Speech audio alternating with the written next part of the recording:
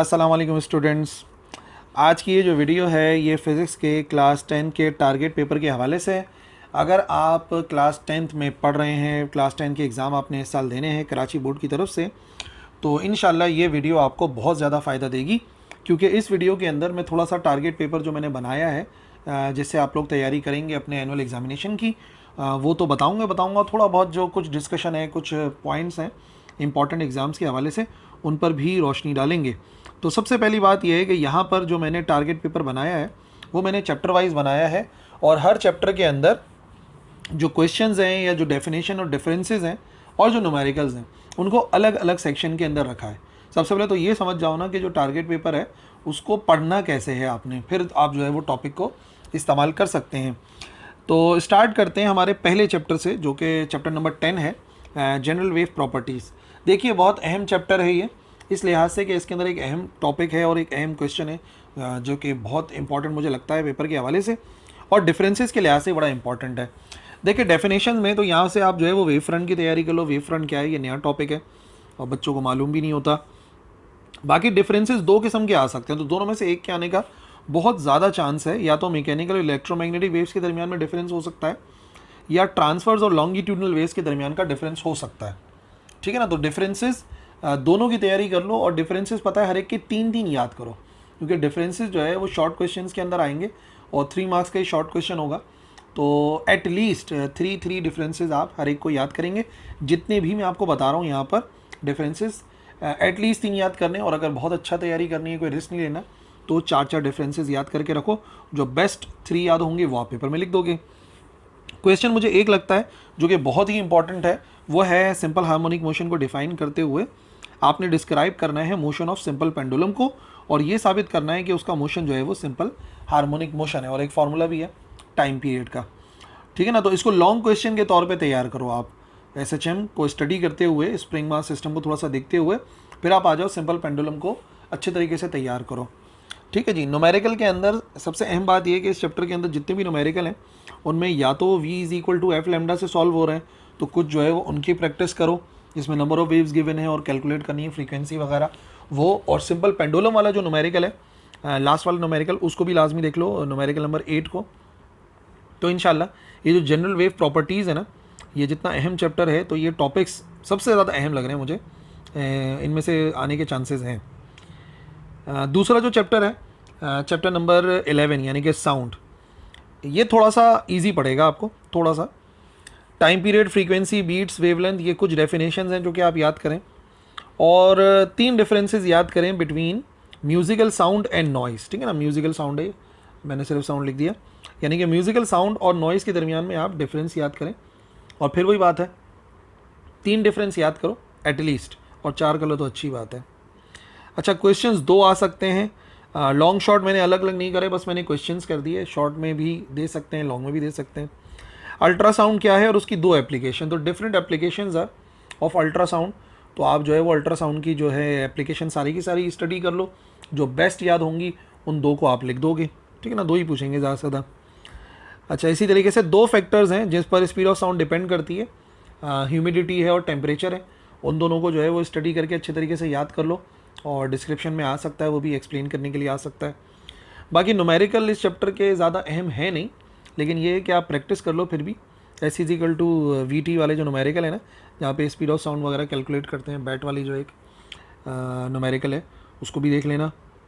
आसान है, मतलब अगर आप चैप्टर नंबर 10 से कंपेयर करोगे ना, तो 11 के जो न्यूमेरिकल्स है ना वो ज़रा आसान है।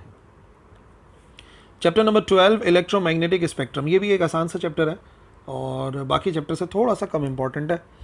यहाँ से आपको 2 डेफिनेशन मिलेंगी, एक तो मिलेगी डिस्पर्जन ऑफ लाइट की और दूसरी मिलेगी रेनबो की। दोनों कनेक्टेड है आपस में, 1 मार्क की डेफिनेशन हो सकती है। ये थोड़ा सा एक्स्ट्रा पढ़ लोगे तो अगर ये सिर्फ शॉर्ट क्वेश्चन भी बन जाता है तो उसको भी आप लोग अटैम्प्ट कर लोगे, लेकिन मेरे मुताबिक ज़्यादा जो चांस है इसके आने का इलेक्ट्रोमैग्नेटिक स्पेक्ट्रम के इस सवाल का, वो डेफिनेशन के तौर पे आने का है। ठीक है। उसके बाद आ जाएगी क्वेश्चंस की बारी, जो कि शॉर्ट भी हो सकते हैं, लॉन्ग भी हो सकते हैं, इसमें कोई डिफरेंसेस नहीं है, तो उसको मैंने हटा दिया। अच्छा जी, इलेक्ट्रोमैग्नेटिक वेव्स के 5 इंपॉर्टेंट यूजेस, जो मुख्तलिफ इलेक्ट्रोमैग्नेटिक वेव्स हैं उनके 3 इंपॉर्टेंट यूजेस, तो शॉर्ट के लिए तैयार कर लो, और अगर ज़्यादा की तैयारी कर लोगे तो लॉन्ग में भी कवर हो जाएगा। वैसे ज़्यादातर जो मुझे लगता है ये वाला क्वेश्चन जो है ना शॉर्ट में आने का चांस है, और ये जो क्वेश्चन है ना इसका लॉन्ग में आने का चांस है।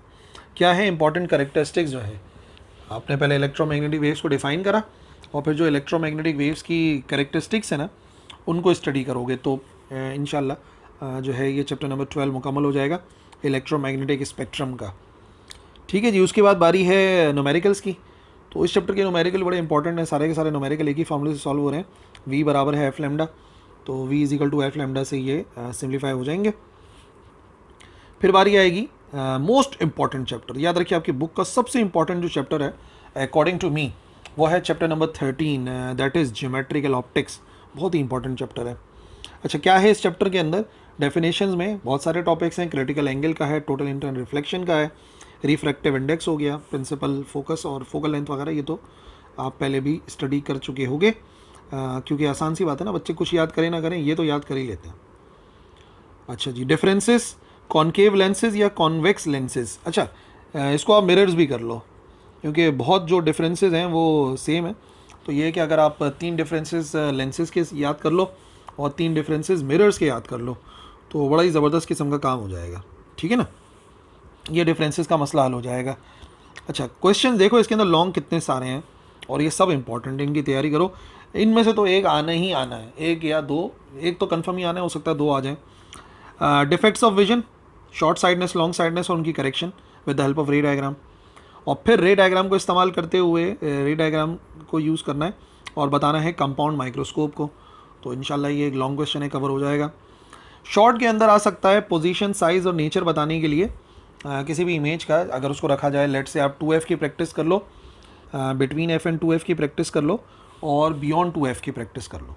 प्रैक्टिस है बेसिकली है ना, तो अगर कुछ डिफरेंट भी आ जाएगा तो आपकी प्रैक्टिस होगी तो आप इजीली ड्रॉ कर लोगे। ये रे डायग्राम है, रे डायग्राम बना के जो बताते हैं ना कि इमेज कहाँ बनेगा, उसका साइज़ कैसा होगा, पोजीशन क्या होगी, ये वो वाला सवाल है। और फिर कंस्ट्रक्शन वर्किंग ऑफ प्रोजेक्टर, ये मॉडल पेपर में मौजूद था तो मैंने इसको शामिल कर दिया, क्योंकि मॉडल पेपर से काफ़ी कुछ आता है पेपर में, तो प्रोजेक्टर आ सकता है। वैसे शुरू के 3 सवाल ज़्यादा इंपॉर्टेंट हैं, अगर वो 3 की तैयारी हो जाती है तो फिर चौथे पर आना और construction and working of projector को स्टडी करना। ठीक है। अच्छा जी, तो इस चैप्टर के जो न्यूमेरिकल्स हैं बेसिकली ज़्यादातर लेंस इक्वेशन वाले हैं। 1/f बराबर होता है 1/p + 1/q। इनकी अच्छे से प्रैक्टिस करनी है इंशाल्लाह। इसका तो न्यूमेरिकल मिला ही मिले आपको ना, चाहे मिरर के तौर पे मिल जाए, लेंस के तौर पे मिल जाए। ये क्वेश्चन तो बड़ा आता है ना न्यूमेरिकल में, 1/f = 1/p + 1/q। फिर आएगा चैप्टर नंबर 14 यानी कि इलेक्ट्रोस्टैटिक्स, एक और इम्पॉर्टेंट चैप्टर है। डेफिनेशन में इलेक्ट्रिक फील्ड पढ़ लो, इलेक्ट्रिक पोटेंशियल और पोटेंशियल डिफरेंस, ये तीनों एक ही साथ मिल जाएंगी तकरीबन डेफिनेशंस। एक 2 लाइन की डेफिनेशन विद फार्मूला याद कर लो, क्योंकि फिर वो फार्मूले न्यूमेरिकल के अंदर काम में आएंगे। ठीक है। इसके क्वेश्चंस कौन कौन से हैं एक्सप्लेन करना है ब्रीफली। इलेक्ट्रोस्टैटिक इंडक्शन को, वो जो स्टेप्स थे इलेक्ट्रोस्टैटिक इंडक्शन करवाने के लिए, उन स्टेप्स को देख लो अच्छे तरीके से बाय फिगर, फिगर भी है ना चारों स्टेप्स की। और फिर उसके बाद state and explain Coulomb's law, आपने कूलम्स लॉ को स्टेट करना, उसका फॉर्मूला ड्राइव करना है कि F बराबर है KQ1Q2 डिवाइड बाय R²। इसी तरीके से जो तीसरा सवाल है वो होगा एक्सप्रेशन फॉर इक्विवेलेंट कैपेसिटेंस, जबकि 3 कैपेसिटर्स जो हैं उनको हम कनेक्ट कर रहे हैं या तो सीरीज़ या तो पैरेलल, दोनों की प्रैक्टिस करना। पेपर में कोई एक ही पूछेंगे, या तो सीरीज़ वाला सवाल पूछा जाएगा या तो पैरेलल वाला सवाल पूछा जाएगा। और पता है इसकी प्रैक्टिस करवाने का एक और भी मकसद है मेरा, वो ये है कि इसके न्यूमेरिकल में सीरीज़ और पैरेलल वाला न्यूमेरिकल भी आते हैं, बल्कि वो ज़्यादा अहम है बाकी न्यूमेरिकल्स के लिहाज से। तो ये जो न्यूमेरिकल यहाँ पर हैं इनकी प्रैक्टिस करनी है, और स्पेशली जो न्यूमेरिकल नंबर 6 है कॉम्बिनेशन वाला, सीरीज़ और पैरेलल वाला, उसकी बड़े अच्छे तरीके से प्रैक्टिस करना। ठीक है ना, ये कैपेसिटेंस के लिए होगा। और वैसी डेरिवेशन जो है चैप्टर नंबर 15 में उसके लिए आएगी, रेजिस्टर्स के लिए। यहाँ से पावर डिसिपेशन की डेफिनेशन हो जाएगी और इलेक्ट्रोमोटिव फोर्स हो जाएगा, ईएमएफ क्या है वो पढ़ लो, पोटेंशियल डिफरेंस ऑलरेडी आप पढ़ के आ चुके हो इलेक्ट्रोस्टैटिक्स के अंदर। अच्छा, 2 बनेंगे यहाँ से क्वेश्चंस, एक तो होगा ओम्स लॉ और ओम्स लॉ की लिमिटेशन, उसका फॉर्मूला ड्राइव करना है। और इसी तरीके से expression for equivalent resistance, series और पैरेलल, 3 रेजिस्टर्स हैं उनको सीरीज़ में जोड़ा है और पैरेलल जोड़ा है, उनकी जो एक डेरिवेशन है। कैपेसिटर्स की अगर कर लोगे ना डेरिवेशन तो काफ़ी हद तक ये भी आपको जानी पहचानी सी लगेगी, इंशाल्लाह इसकी प्रैक्टिस हो जाएगी। बाकी शॉर्ट क्वेश्चन में इलेक्ट्रिक पावर का मुझे क्वेश्चन लगता है तो अलग से मैंने उसको मेंशन कर दिया शॉर्ट के अंदर ना अलग से, तो उसकी भी तैयारी कर सकते हैं आप। न्यूमेरिकल देख लो, कॉम्बिनेशन ऑफ रेजिस्टर्स वाले या ओम्स लॉ वाले जो हैं या पोटेंशियल डिफरेंस वाले, इनकी न्यूमेरिकल्स 5 न्यूमेरिकल में बड़ी अच्छी प्रैक्टिस हो जाएगी। देखो न्यूमेरिकल जितने भी मैंने दिए हैं ना, मैं उनकी प्रैक्टिस करने को कह रहा हूँ, मैं ये नहीं कह रहा कि न्यूमेरिकल्स को देख लो, अच्छे से प्रैक्टिस कर लो यार, 2-3 मरतबा सॉल्व करो, इतने आसान न्यूमेरिकल हैं, याद हो जाएंगे। मुश्किल न्यूमेरिकल हैं तो फिर चैप्टर नंबर 16 के हैं, जाहिर सी बात है। Electromagnetism, magnetic field, magnetic effect of current, कि करंट पास होता है किसी कंडक्टर से तो मैग्नेटिक फील्ड बनती है, ये डेफिनेशन वगैरह देख लीजिए। और बड़े अहम सवाल, फैराडेज लॉ और लेंज लॉ को एक्सप्लेन करना है, कोई एग्जाम्पल वगैरह दे के या बना के। फैराडेज लॉ और लेंज लॉ दोनों के दोनों एक साथ हैं।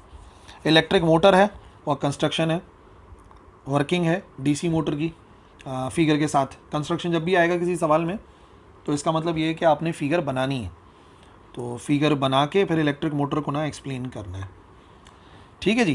Transformer, another important question, transformer क्या है, किस प्रिंसिपल पे काम कर रहा है, और step up and step down एक फार्मूला भी है, उसको भी यकीनन आपको इस प्रिंसिपल में लिखना ही पड़ेगा। और 4 ही न्यूमेरिकल हैं इस चैप्टर में, मैंने चारों दी हैं, मुश्किल न्यूमेरिकल हैं। बाकी चैप्टर से अगर मैं कंपेयर करता हूँ तो मैं समझता हूँ इसका एक न्यूमेरिकल पेपर में देना चाहिए, उसूलन पेपर में देना चाहिए यहाँ से एक न्यूमेरिकल ना, तो चारों की प्रैक्टिस करो अच्छे से। अच्छा जी, 17, 18 और 19 3 चैप्टर्स ऐसे हैं जिनमें कोई न्यूमेरिकल नहीं है, तो इसका मतलब इनसे थ्योरी के आने के चांसेस ज़्यादा हो जाते हैं।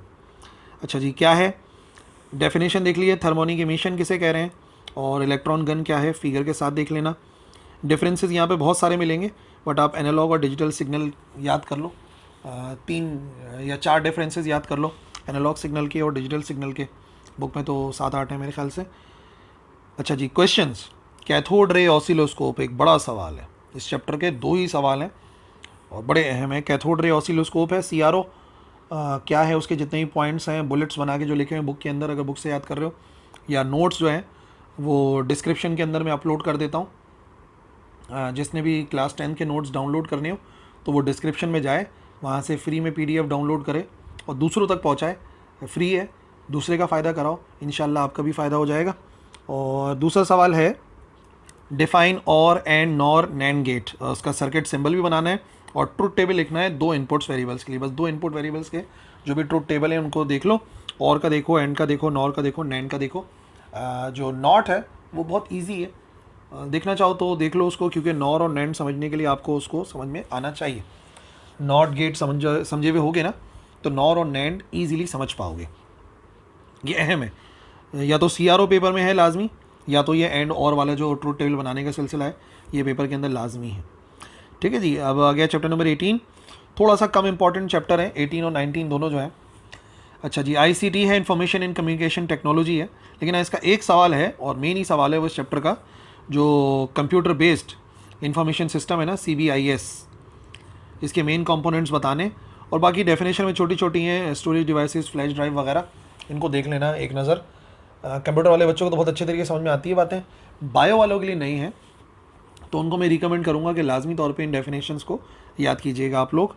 और क्वेश्चन तो बहरहाल यही एक ही है इस चैप्टर से जो आ सकता है, इसकी तैयारी करोगे। फिर ये जो चैप्टर नंबर 19 है, सबसे छोटा चैप्टर आपकी पूरी बुक का, डेफिनेशन में atomic number, atomic mass, neutron number और आइसोटोप्स वगैरह, और लॉन्ग क्वेश्चन तो एक ही है इसमें, रदरफोर्ड का एक्सपेरिमेंट है, अल्फा स्कैटरिंग एक्सपेरिमेंट जो है उसको आप देखिए, जो एटॉमिक मॉडल को एक्सप्लेन करने के लिए किया गया था।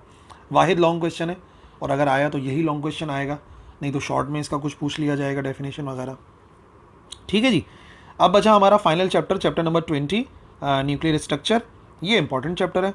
और फिर वही बात है, इसके 4 न्यूमेरिकल हैं, चारों लिख दिए, हालांकि मिलते जुलते हैं, लेकिन बच्चों इनकी प्रैक्टिस करो अच्छे से। ये जो चारों न्यूमेरिकल है ना, ये अपलोडेड भी हैं चैनल के ऊपर सारे के सारे न्यूमेरिकल्स, तो न्यूमेरिकल में जो भी प्रॉब्लम हो आप जो है वो डाउनलोड कर सकते हैं, वीडियोस भी, और बाकी देख भी सकते हो ऑनलाइन अगर देखना चाहो। अच्छा, डेफिनेशन में रेडियो एक्टिविटी है, हाफ लाइफ है, इनकी तैयारी करो। और फिर मेन सवाल, फिजन को स्टडी करें, फ्यूजन को स्टडी करें और चेन रिएक्शन बताएं, और रेलेवेंट जो न्यूक्लियर इक्वेशंस हैं इस चैप्टर के अंदर उनको स्टडी करते हुए। और न्यूक्लियर ट्रांसम्यूटेशन क्या होती है, यानी अगर किसी न्यूक्लियस से अल्फा इमिट हो जाता है तो क्या होता है, इक्वेशन के साथ समझाना है, बीटा इमिट हो जाता है तो क्या होता है, इक्वेशन के साथ, और इसी तरीके से गैमा डी के भी बताना है कि अगर किसी एलिमेंट से गैमा एमिट हो जाए तो क्या इक्वेशन बनती है, क्या डिफरेंसेस आते हैं। ठीक है जी, तो ये है हमारा क्लास 10 का टारगेट पेपर, आपको मैंने एक्सप्लेन भी करा। अब बात ये याद रखो कि इस टारगेट पेपर का पीडीएफ का लिंक भी डिस्क्रिप्शन में है, और जो फ्री नोट्स हैं मेरे न्यूमेरिकल सोल्यूशन जिसमें मौजूद है, एमसीक्यू सोल्यूशन मौजूद है, वो भी मैंने डिस्क्रिप्शन में अपलोड कर दिए। तो डाउनलोड कर लो और दूसरों तक पहुंचाओ, इंशाल्लाह अच्छी तैयारी हो जाएगी तमाम दोस्तों तक पहुंचाना। और अगर कोई भी परेशानी में हो तो आप कमेंट सेक्शन में लिखना इस वीडियो के, इंशाल्लाह उसको बिल्कुल दूर करेंगे। ऑल द बेस्ट, अल्लाह हाफ़िज़।